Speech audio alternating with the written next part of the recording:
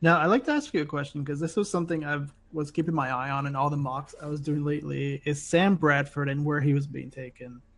Because I found he just kept creeping up and creeping up and creeping up the draft board. And I noticed in this draft he was the 12th quarterback taken.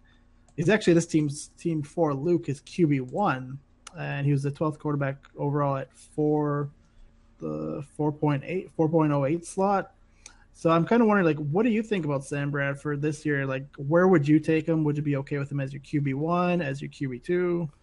Definitely okay with him as a QB2, and I'm open to the idea of him as my QB1 as well. I mean, he's my number 14 ranked guy among quarterbacks, but the guys he's around in the rankings, I don't feel super strongly about one way or the other, like Stafford or Rivers. Like Bradford could very well outperform those guys. Mm-hmm. And I actually like Bradford going back a couple of years to. I mean, I know that you've read my scoring settings analysis Yeah. pieces for quarterback scoring, and I remember 2 years ago before Bradford got hurt, it was a small sample size, but his points per game and his accuracy that season before he went down was actually very good to the point where I always kind of kept my eye on him. I know in a couple of keeper leagues I stashed him hoping that something good would happen, and lo and behold he winds up on the Eagles and quarterback mecca, right?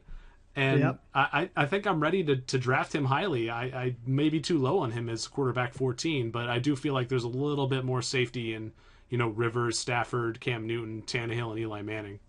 Okay. No, I definitely.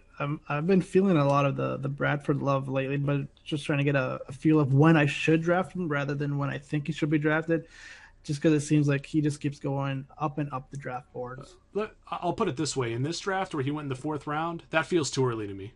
Yeah, Uh, I agree with you there. yeah, I like him, but I don't like him there. I'd much rather get him in the fifth, sixth, seventh round as my as a cheap QB1 or a value QB2. Mhm. But I will say what team four did Luke's team. He took Sam Bradford and Teddy Bridgewater. I know though it's going to be his QB1 and his QB2, but if you match those two guys up together, their schedule is almost like a cakewalk when you combine the two of them. If you like, say, if he had been studs and streaming rather than Sam Bradford's QB1, like those two would have been set for the whole year. That's crazy. So, do they just both have soft matchups when the other player has a tougher matchup? Yeah, thanks to the awesome, amazing Pat Thorman of Pro Football Focus Fantasy.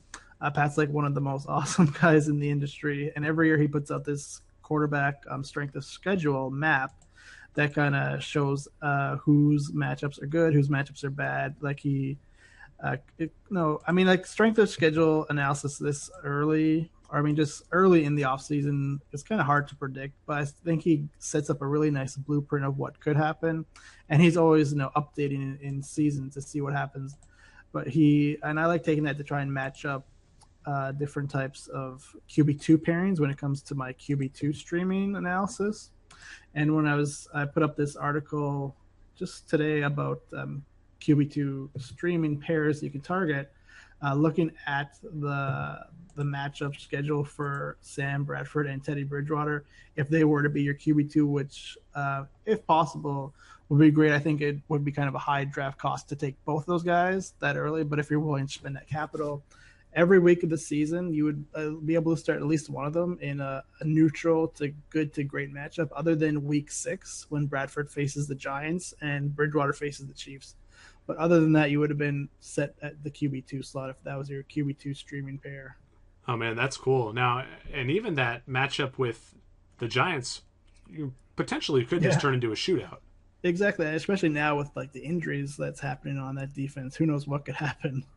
So I kind of want to talk to you a little bit more about other positions besides quarterback because we still need to draft those guys in these leagues. At this point in the draft, who are the running backs that you like? Not necessarily clear cut starters, but maybe guys you're willing to take a flyer on in the double digit rounds.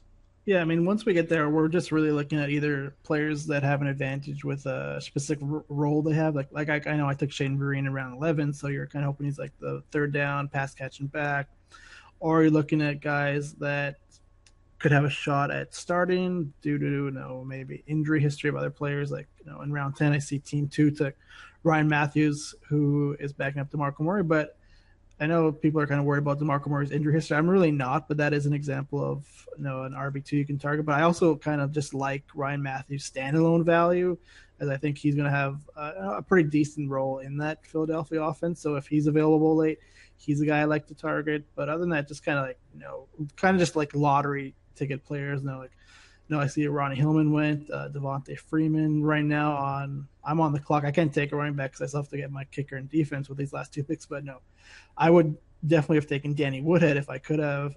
He was the guy I was considering when I took Freeman. Yeah. It was down to those two guys. Yeah, no, it's kind of crazy that he's available in the 14th round. I mean, why take a kicker at all at this point? I guess we're close enough to the end of the season that you might as well, just set up your roster for the start of the year. But you can always pick up a kicker later in a normal league, right? If you're in the league that lets you do that, for sure. I mean, I just with this being a mock draft, I just like sticking to the settings that we're supposed to be doing. But yeah, he'd be a guy. Like say David Cobb. I still think even though Darren Sproles is technically the number 3 running back, I think he'll have a passing role in that offense. So he's a guy like who else is here? David Johnson in Arizona. I think he could wind up being the starter. I know a lot of people are kind of high on him. Yeah, I like him too. Charles Sims in Tampa, Andre Williams in New York. I know Fred Jackson just got cut, but if he latches on to a team in need of a running back and just takes on the RB1 role, that could be value town at this late in the draft. Yep. Yeah, this is the end of the draft here, right? 15th round. Yep, that's it. That's it for us. Man, it's not enough. I want to keep drafting. What's going on? I know. Like, there's so many players. I'm just even looking at just running back. Now, Roy Halou is still there. Denard Robinson, Kiri Robinson, Matt Jones, Lance Dunbar, Brandon Oliver. It's kind of crazy how. Don't even look at the wide receivers. It's even worse. Eric Decker didn't get drafted. Oh God! Oh no! That's just a travesty.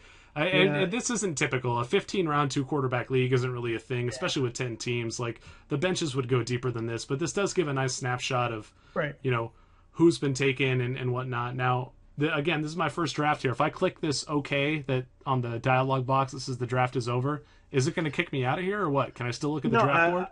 I clicked it. And I'm still looking at the draft board. Phew. Basically, it won't kick you out until you actually exit out of the screen. It is unbelievable, some of these wide receivers that are still available. Devontae Parker, Stevie Johnson, Brian Quick.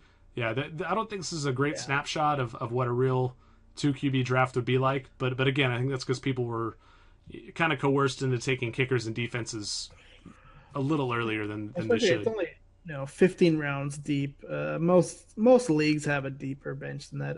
I know I used to play in a 14-team 2-quarterback league that only had 2 bench spots, so I know what it's like having like almost 0 bench spots and what it's like being in leagues that are like 8 or 9 bench spots deep. Well, Sal, I really appreciate your time. Thank you very much for recording this with me, and good luck with the site, sir. Yeah, well, thank you very much. I'm glad to have it up and running, just to be able to have people out there into 2-quarterback leagues like yourself. And I think we've built kind of a nice community on Twitter.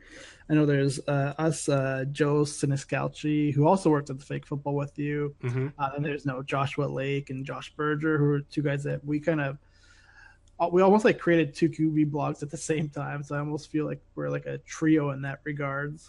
Hey, the more the merrier as far as I'm concerned. Exactly. No, and James Simpson over at Dynasty League Football. 2 QB Dynasty isn't really my thing, so I kind of like to refer everybody to him who has questions about that format. Right on. Well, if people want to get a hold of you, aside from visiting your site, can they find you on Twitter or anywhere else? Yeah, I'm pretty accessible on Twitter. I try to answer everybody's questions they have. I might not get to them right away, but I will get to them eventually. And you can find me there at 2QB FFB, and if you go to 2QBFFB.com, there's also more information about how to contact me through email, or even get yourself involved in the question and answer section. I tend to ramble on with my answers, so I like a format that allows me to answer questions in more than 140 characters. Yeah, the long form is nice, especially because when it comes to 2QB, it's not often a short-winded answer. Exactly. By the time I start answering the person's question, I've asked them more questions than there are characters, because I want to get as much information as possible. All right. Well, any parting shots regarding this draft, your team or any of the other teams that drafted here? What do you like, what you didn't like? Yeah, actually, I was going to ask you the exact same question. Whose quarterback strategy do you think provided the most value in this draft? That's a really good question. I do really like the number 7 draft slot where he got Mhm. Romo in the third and Eli in the fourth. I'm not a big fan of Dalton. I probably would have taken a different third quarterback. Yeah, But again, that's just player preference. That's my own personal exactly. opinion. That doesn't really. I can't condemn his strategy just because I didn't like one of the players he liked. But that style of drafting is probably my preferred method of drafting a 2 quarterback league, and I like how that team came together. And I was going to mention, I know we kind of agreed that Sam Bradford in the fourth round was a little early, but looking at how we got Sam Bradford and Teddy Bridgewater and then Marcus Mariota, I think that's a nice trio that he can, he'll have two good starting options from every week. And Mariota is the type of guy that, could turn out a few quarterback one performances during the season, maybe even sneak into like high end QB2, low end QB1 fantasy output by the end of the season. Yeah, the QB selections there, I do think that's a little early for Bradford. But with that said, uh, that wouldn't be my concern with this team. My concern with his team is the running back position, where he's leaning really hard on Arian Foster and Alfred Blue as his running back too. Definitely, it helps having CJ Anderson as your RB1, but you still have to worry about that RB2 slot. Yeah. I Uh, will say round 12 had some nice value at quarterback with Tyrod, Alex Smith, and Blake Bortles going. Like, if I was looking at waiting to take a QB3, those are three guys I'd be targeting. yep. I mean, those are the guys. I'm surprised that Bortles went that low. To be honest, Yeah. I'm surprised that Derek Carr went as high as he did. Yeah. I mean, I was actually going to take Blake Bortles there with my 12th round pick, but he got sniped two picks before. Yeah, Fitzpatrick's a pretty good consolation. I think that he's being undervalued in these formats, if only because his weapons are really solid. Exactly. And I mean, even like say he does crash and burn or gets benched and Gino comes back, Gino's pretty much free in the format right now, so you can always pick him up from waivers. Yep. I mean, if we are talking about quarterback strategies we liked, I mean, I liked my own and I liked yours. Yeah, I mean, the nice thing when people watch this video and they look at the draft board, they'll see a variety of strategies. Now, we have, three teams that went QB QB. Hmm. We have, let's see, we have teams that waited on their quarterbacks in the mid rounds. I don't really think there's any team that went studs and streaming in this one. Maybe you can make an argument with Team Five with Newton and then Flacco and Smith, but Newton and Flacco just seem like two guys you don't really need to worry about their matchups every week. Right. But having Alex Smith there as your QB3 though. Highlighting this ninth draft Yeah.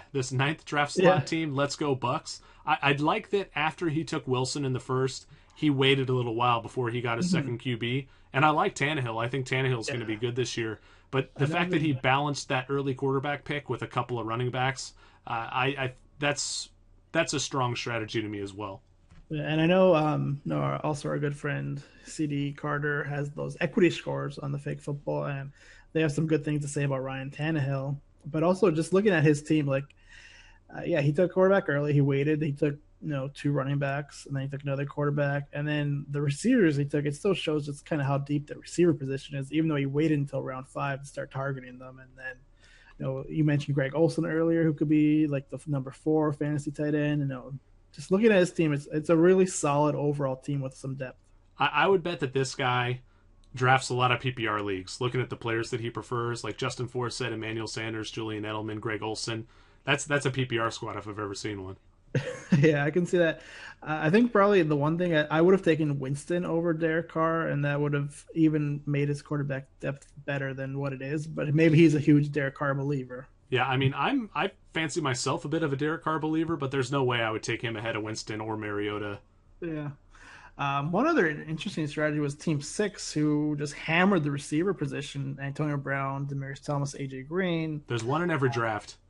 Yeah, and then he took Matthew Stafford. I mean, I'm not on Matthew Stafford this year. I mean, a lot of people probably still are, which is fine. But then he took Jonathan Stewart, Melvin Gordon, and Amir Abdullah, which is really nice for if you're going zero RB, because those are three running backs who could become at the end of the year running back ones, depending on how the season goes. Yeah, speaking of equity scores, all those seem like really good values. I'm surprised at some of the running backs who are available beyond the fourth round. Yeah, I think we've kind of fallen in love with receivers in fantasy football, and we just I'd rather have Odell Beckham than for instance, I'd rather have Odell Beckham than a LaShawn McCoy. So that I think that's going to happen. But just even looking at his team, I mean, Stafford isn't the quarterback I would have taken, but he followed that up with Colin Kaepernick and Tyrod Taylor, and I'm like, okay, that's kind of scary. If he had done something different with that Matthew Stafford pick, I'd be kind of afraid of his starting lineup every week. Yeah, his team actually seems really strong to me, especially looking at even the backup running backs he got: LeGarrette Yeah, Blount, Joique Bell, Duke Johnson. Those guys all seem like good values for the draft price that he paid. I know there's Anquan Bolden around 13, Oh, get out of here! That's a steal. and JJ, the late round quarterback, is probably just like would scream at seeing him there that late. Well, I mean, this is what happens when you draft two QB is the fact that the quarterbacks move up in ADP pushes everyone else down, and it creates these really cool value pockets later in the draft where if you can read the draft well early, and pounce when the time is right, you can end up with some really killer values.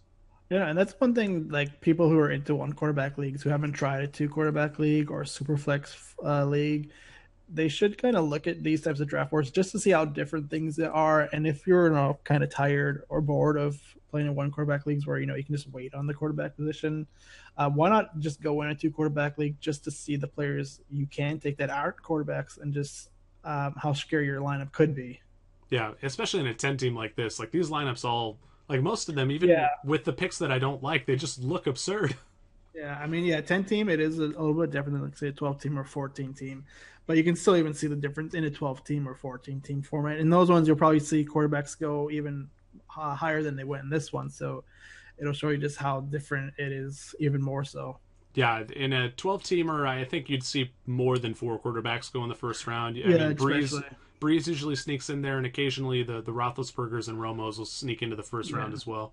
You could probably seen like 10, maybe like 8 to 10 quarterbacks go. It all depends on how your league is. If, a quarterback crazy. I mean, I played in a league before it was 12 teams, and the first 11 picks were quarterbacks. Wow, that is wild.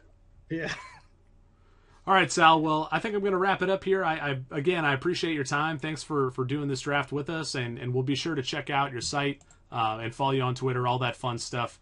Any last words before we go? No, to anybody out there still drafting this week when they're two quarterback league, have fun. Good luck with it. See how it goes. And I'm just going to ask, how can people find you on Twitter or the internet, Greg? Oh, you're such a good co-host. I write for thefakefootball.com. I don't write quite as much in the off season as I will in season, but I do these draft videos. I have a nice 2QB strategy piece that's kind of centered around some mock drafts that I did earlier in the summer. While some of the the ADP data and the player profiles don't quite hold up now that we're 2 months later in the year, the principles there are still the same. I tend to prefer waiting on QB and hammering running back early, stuff like that. So check that out if you got time. You can find me on Twitter at Greg Sauce. And yeah, come back to the Fake Football during the season. We'll have some more cool stuff. I think I'm going to be doing start-sit pieces and maybe some more video content coming down the pipe as well. So stay tuned for that. Nice. And I'll throw this one out at the end here for anybody who is still drafting. Make sure you read Greg's quarterback scoring settings piece on the Fake Football, as I think that provides a lot of information that'll be very actionable when it comes to your draft. Yeah, the one thing I love about writing that piece is you really get to see how close some of the quarterbacks are in value. And I won't go too deep into it right now because, like I said, I'm trying to wrap this up. But yeah, check it out and look at like the average points scored for each of these guys. And the difference between quarterback 10 and quarterback 15 is probably smaller than you imagine it to be. Yeah. We just kind of look at the end totals at the end of the year sometimes and forget about the going underneath the cover to check out the rest of the numbers. Yeah, and even that stuff too can be misleading. A lot of it comes down to matchups and weekly performances, like how many guys finish in the top 12 in a given week or the top 20 for a league like this with two quarterbacks. And it's interesting stuff. So check that out. Thanks for the plug, Sal. I appreciate it. Yeah, no worries. Thanks for having me on, Greg. Yeah, you're very welcome. All right, guys, have a good day, and we'll catch you next time here at the Fake Football. Adios.